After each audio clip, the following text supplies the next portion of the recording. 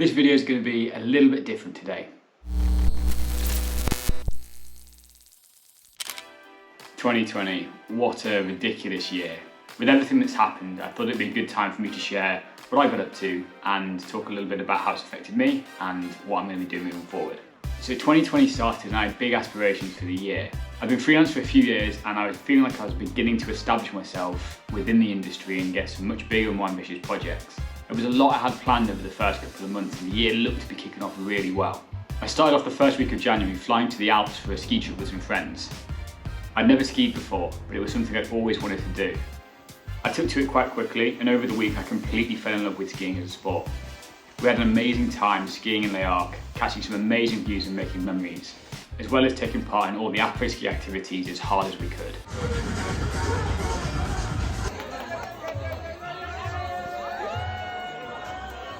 Flew back to England and headed straight north to Scotland, meeting up with Sarah, Simon and Sam, where we took a small trip to the East Coast. Everything was off to a great start and we were having a great time, until Sam almost cut his toe off. We mixed up our plans a little bit and spent the next day shooting seals down by the coast. Me and Sarah then flew north on a personal trip to Finland, where we found it was very, very cold. We spent a few days exploring this incredible frozen world, discovering alien landscapes of frozen trees and almost freezing our faces off. It's so cold, but this place is incredible.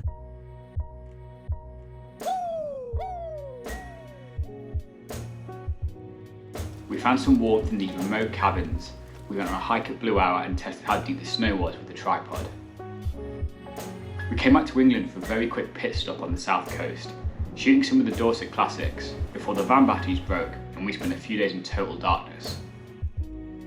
After a couple of days I headed on another trip to Northern Norway on a trip with Sarah, Callum and Alia. We hiked some incredible mountains in Senja and took the fun way down. We drove to Lofoten and hit up some of the classic spots. Lofoten really is as incredible as it looks. I woke up on my 28th birthday and had an incredible day hiking the mountains above the fjord, eating lunch on Sakrisoy before heading to a small wooden cabin for a fire. It was just perfect.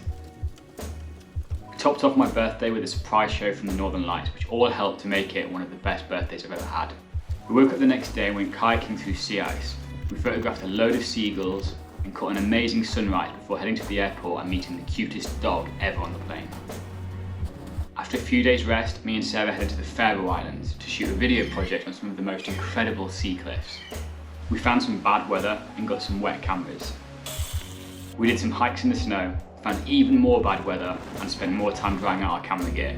We flew home feeling really inspired by the landscape and really stoked on the content we'd created, but we were definitely pleased to be leaving the stormy wild conditions we experienced. We spent a few days in the Wet Lake District working through some of the projects we'd shot. We helped our friend Callum shoot a small project and we headed to the northeast to visit a client who had the coolest archive reel of every item of clothing they've ever made. Me and Sarah then headed to Chamonix to work on a ski project and had the most incredible conditions in the mountains. I got a lot better at skiing over this time, mainly because I was having to keep up with Sarah. I hit my first black run and was feeling like I was really improving quickly. So we all know what's coming next. And during our time in Chamonix, there was the background conversation and it did dominate the main talking points whilst we were there. There was this feeling that it was coming, but I don't think anyone really knew just what was going to happen. So we flew home, we parted ways and decided we'd meet up in a couple of weeks once everything's blown over. That of course didn't happen. It's the biggest threat this country has faced for decades. You must stay at home, stay at home, staying at home, stay at home. I moved back in with my parents and became best friends with my cat. I wiped the dust off my PlayStation and I started running. A lot.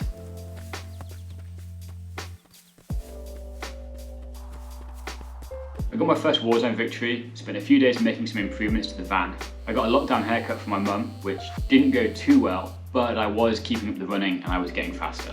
At this stage, I'd been in lockdown for 5 to 6 weeks and there was this feeling that it was never going to end and that the world we lived in had changed.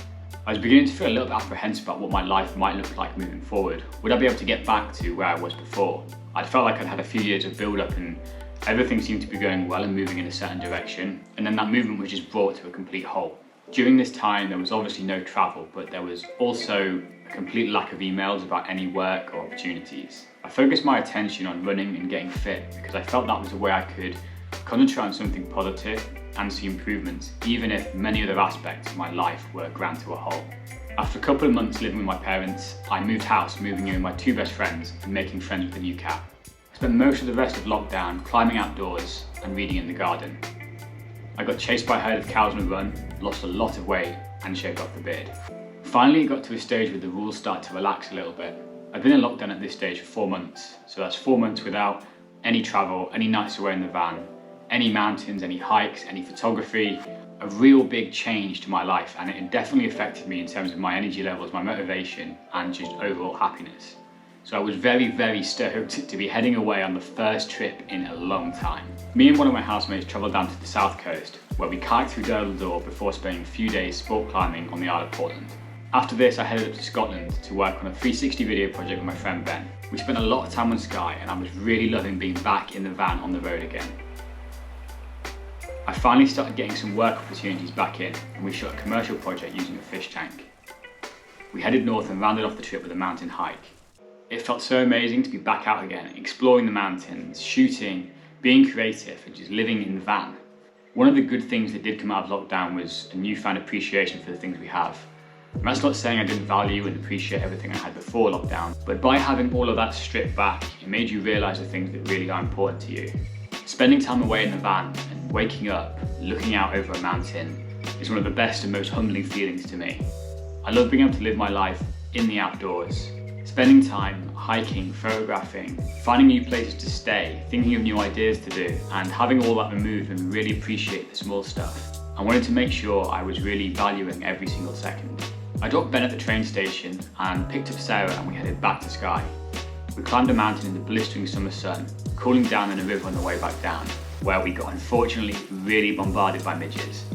We then headed out to shoot a 3-part video project with Jack Wolfskin based upon finding hidden gems in our favourite places within the Scottish Highlands. First up was Simon's video, and we set out with some really heavy bags on to climb Sullivan and camp at the top. The views were ridiculous, but right as we were setting up our tents, we got hit by some savage wind, and we decided it would be best to alter our plans a little bit, and we hiked a long way back to the vans in the dark. Next we went to Plodderful to shoot my part of the campaign. We really wanted to showcase a variety of Scottish landscapes, and the dense woodland, rivers and waterfalls seemed perfect for this. We shot a load of footage walking amongst the trees before making it to the waterfall itself. For Sarah's video, we headed to the north coast, taking an early morning dip in the sea and getting very, very cold. Why did I do that? That was cold! We headed back down to the beach for the afternoon and shot around a fire with a guitar. Simon turned up with an absolute mountain of pizza and we finished up a great shoot watching the sunset on the beach. With a few days to spare before the next project, me, Sarah and Callum headed to Glen Shield to hike the Falcon Ridge. We got some incredible conditions on the mountain, which helped to make it one of the highlights of the year. Definitely the best sunset I've seen in 2020. Me and Sarah left Callum and headed north again. I got run over by a car who denied it and drove off.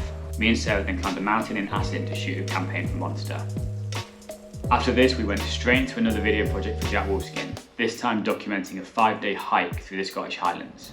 We walked through a range of different landscapes, catching all the different types of weather that Scotland can throw at you, before finishing it off at the highest waterfall in Scotland. The van broke down on the way home, and I got stuck in the back of an AA truck listening to Sean Paul Greatest Hits for 2 hours straight. A few weeks later than we'd originally planned, me and Sarah finally made it down to Cornwall, and we had a great time catching the end of summer. We bought wetsuits and spent a lot of time in the ocean. It was great spending some time by the sea, swimming, shooting and exploring caves. A huge swell came in and we spent less time in the water and more time photographing the massive waves. We headed to Dorset on the way home, rounding off the trip in style with a swim through the arch and one final glimpse of summer. After a couple of weeks at home consolidating all the recent work, I headed out on another project, this time working with BMW. I met Sarah in the Lake District, where we shot the final part of the campaign, which mainly involved us getting very, very wet. I came back home into the second wave of lockdown, and I was determined to not let this one go like the first one did. I don't think I had a bad experience with the first lockdown. I was able to improve my fitness a lot, and I did have a really good time living with my friends and spending a lot of time climbing. With so much of my work being based in the outdoors and taking part in leisure activities, it does sometimes feel a little bit strange to be calling it work in the first place. So with lockdown and being advised not to travel, it does become difficult and there's that constant dilemma in your head. With the second wave of lockdowns, I was determined that I wouldn't have my career impacted as heavily as it did the first time. Luckily, there was still some work projects coming in, and by this stage, the world had started to adapt to the pandemic and the situation around us. I spent the first few weeks of this new lockdown working on building some commercial projects to go away and shoot. I tried to base them all quite close together to reduce the amount of travel that would be needed, and then head to north of Scotland in the van to go out and shoot. It was around this time that I also started making the weekly videos. I wanted to try and document a little bit more about what I was doing and try and improve some of my video skills, which is what this project really is. But it turned into much more of a nice creative release for me, something that I could be working on that was new, exciting and fresh, without having many of the pressures that photography and commercial projects sometimes have with me.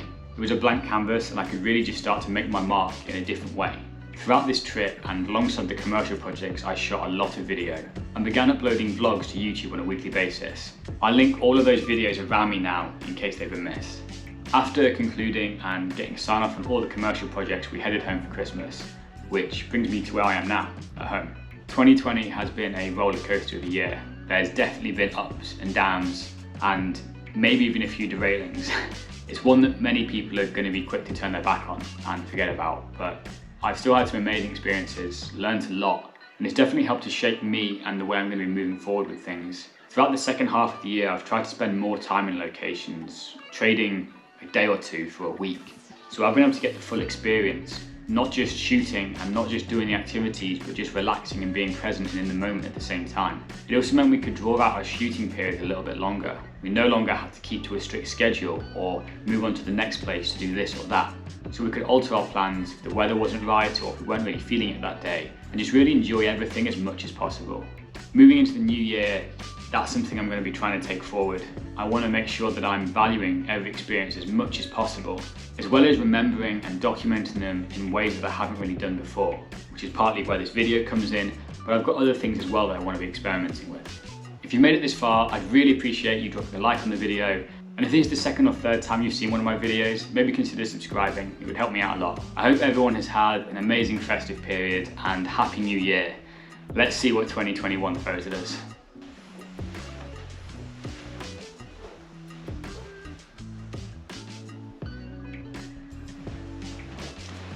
Did that whole video without mentioning the C word.